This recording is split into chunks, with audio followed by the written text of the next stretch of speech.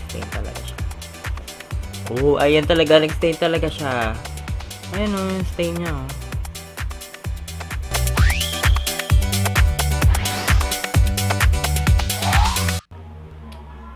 Hello, hi mabuhay!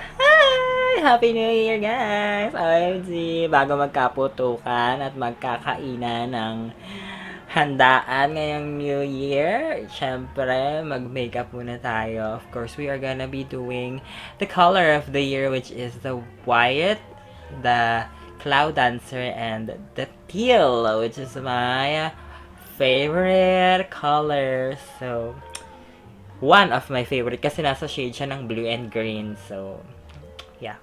So, without further ado, let's go and start. Mamaya na ang mga eksena, mga New Year's resolution na yan. So, maglagay na muna tayo ng ating makeup. Yes, of course, I'm gonna be using Get Ready With Me Broad Spectrum Sunscreen SPF PFS. Setting up our face, Vitamin C Do It Fresh Hydrating Mist by Sala. Collab with Jelly Eugenio.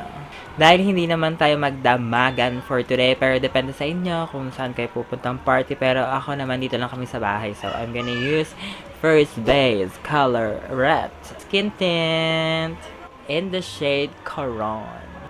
For our color corrector, I will be using Get Ready With Me Cream Corrector, Peach Corrector in the shade Tangelo. Next is powder. I'm gonna be using Get Ready With Me Powder Rush. Prime natin ang ating eyes. I will be using itong Peach Corrector ni Get Ready With Me. Medium Peach Corrector.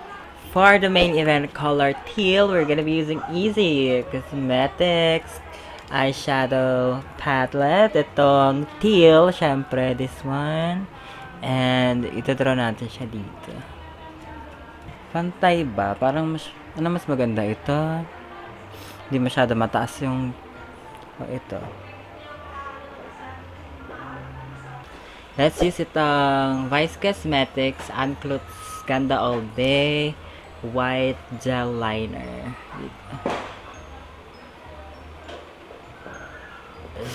Chuchu Beauty Candy Sprinkle Butter Bounce Blush. Lagay tayo ng egg yolk here. Get ready with me. Itong brown. So, i-try natin tong BLK. Regalo ni Baldwin sa akin ng Pasko. Thank you so much, Baldwin! OMG, I love. So, ayan. It's called Gloss Gel Tint. So, let's try it in the shade Punch. Meron din pala si Princess. Meron din siyang ganito. Ibang shade yun sa kanya. Yeah, it's so cute. Look at the packaging. So, iswatch natin siya. Hindi ko lang alam kung ito ba ay long-lasting, ganyan. Ano ba siya? Glass Gel Tint. Glaze your lips with high vinyl shine and juicy color. Lasting power of stain. And plumping gloss. So, siguro may mga matitirang stain siya if ever mag-fade siya. Let's try! Let's try that. Let's try. I-swatch muna natin siya. Let's go and swatch it. Oh, so here's the applicator. Glass tube. Ganyan. Wala siyang smell. Doesn't have any smell. Oh, ayan siya. Ayan talagang ano siya.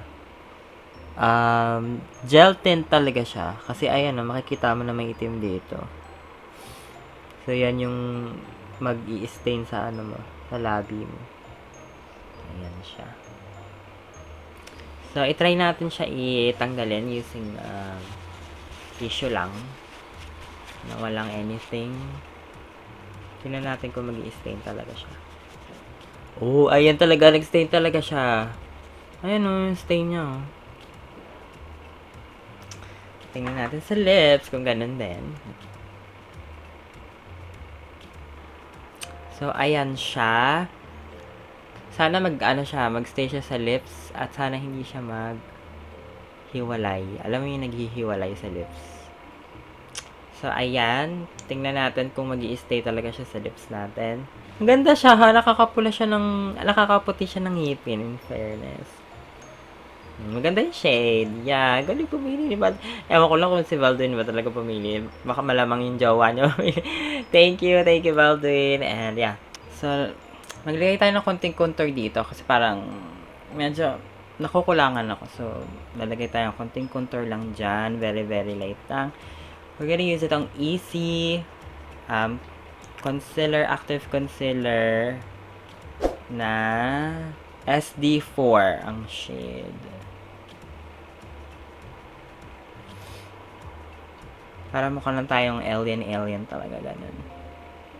Magpapalitan ako ng something teal. Well, I'll try my very best maghanap kasi feeling ko wala akong ganun damit. But, yeah, we will be back. Sabihin natin and babalik tayo for our New Year's resolution.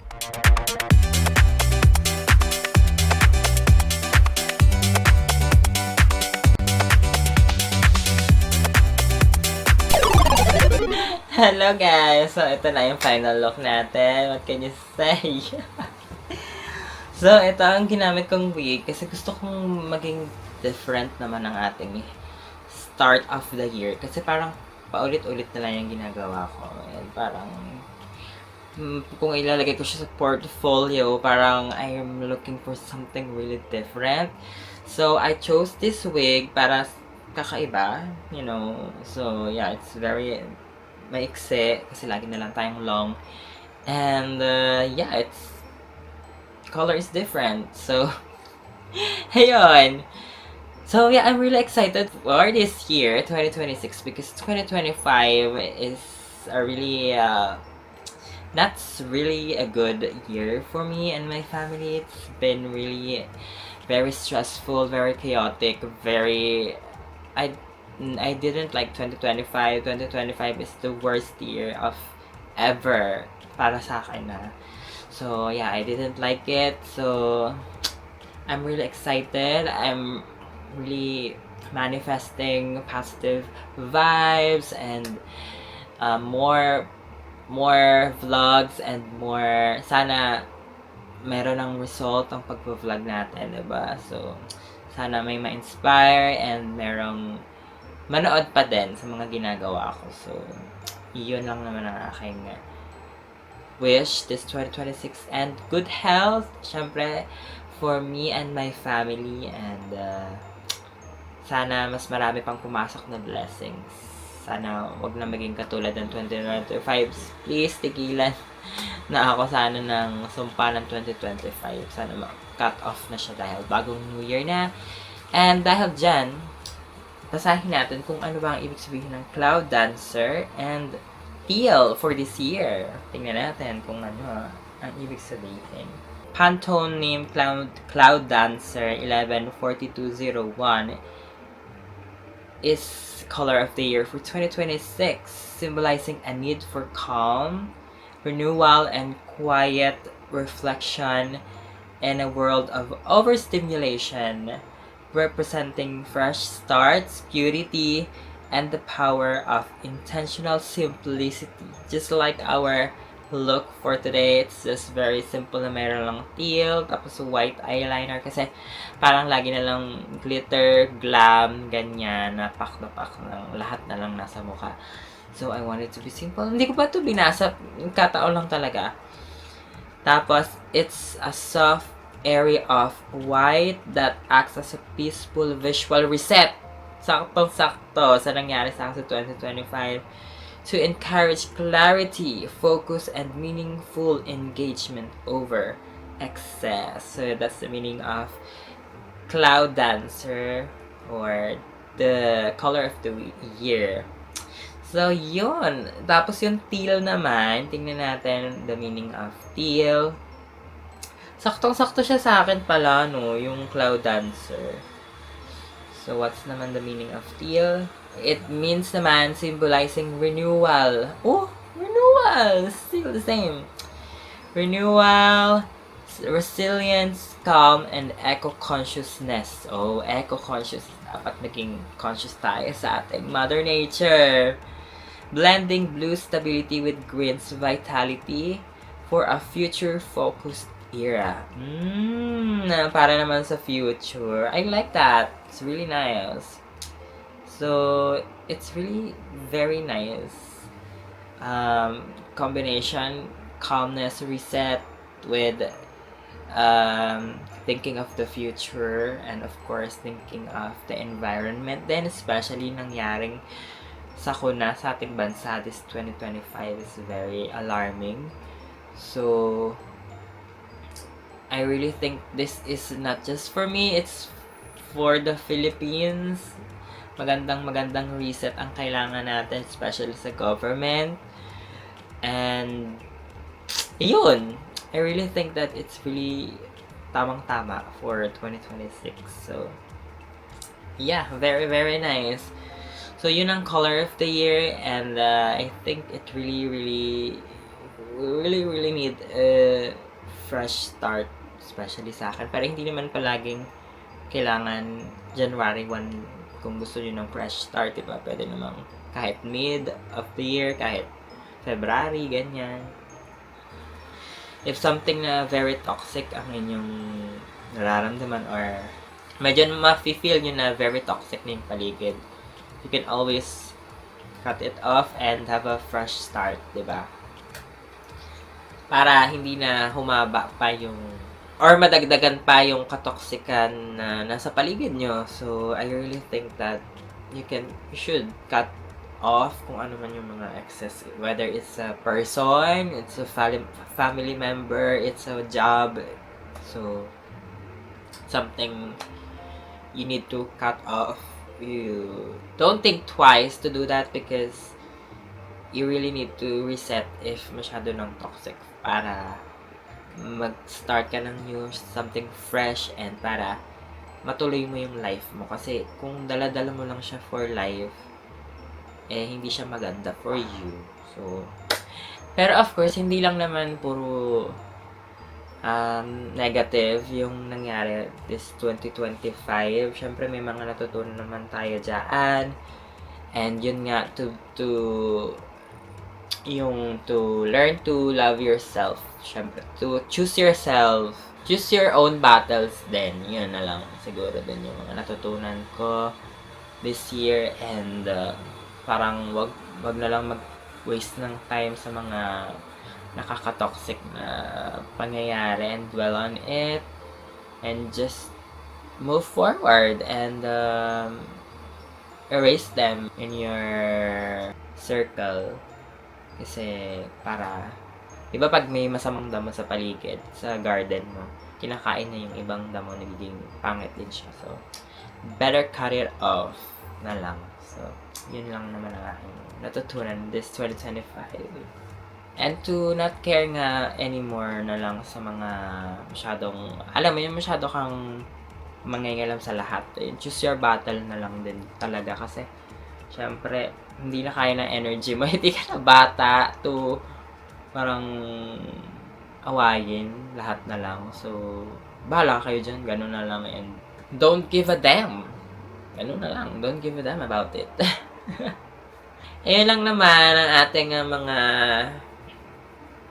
saloobin for the upcoming 2026. I'm very excited to create more makeup, syempre, and to learn more new techniques and of course colors, and I'm very excited to try on new looks kasi 2025 I feel that medyo kakaunti ulit yung nagawa kong looks, so I'm really looking forward for 2026 to have different looks talaga, as in makeup looks, hindi ulit transformation guys ha, looks lang, looks like hair, ganyan, accessories, kasi I love talaga to look different all the time. I don't like to look the same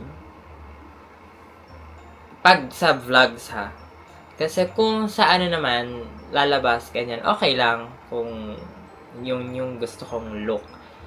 Pero, kasi nga, yun ang nga yung look ko in real life. So, bakit pag sa vlogs ko, yun pa din, di ba? Parang, redundant na. So, redundant.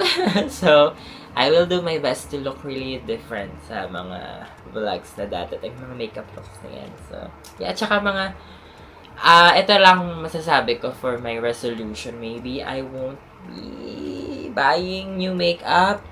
My goal is to hit pan sa mga bago ma-expire na makeup, lalo na sa mga liquid, ganyan. Ma-hit pan ko sila, which I think very impossible kasi wala naman akong work, hindi ako lumalabas ng bahay, so hindi ko rin siya parang ma-achieve. Pero yun yung goal ko talaga kasi para hindi masayang yung makeup, nanghihinayin talaga ako. So siguro yung reviews, medyo mababawasan. Kung something different lang talaga and something unique yung product siguro, ita-try natin. Or kapag nag-expire na yung product na ginagamit ko and hindi na talaga pwede gamitin, doon ko na lang siguro siya pwede ako bumili. Pero off-limit muna siguro ako sa pag-purchase kasi nakakahinayang talaga. So, yun. Sana may mahit pan talaga ako. So, ayun. And, ayun nga, to accept more challenging makeup looks and to have more fun sa makeup. I'm very excited to learn din kung ano pa yung mas dapat na techniques na pwede sa akin na ma-apply natin for everyday or for while we are doing our makeup looks. So yeah, learning is really something I'm very excited to do every day kasi syempre to live your life is to learn every day. For a lipstick, I will be back for after siguro 2 hours. Tapos tingnan natin kung nandyan pa rin ba siya, kung namuumuo ba siya or something.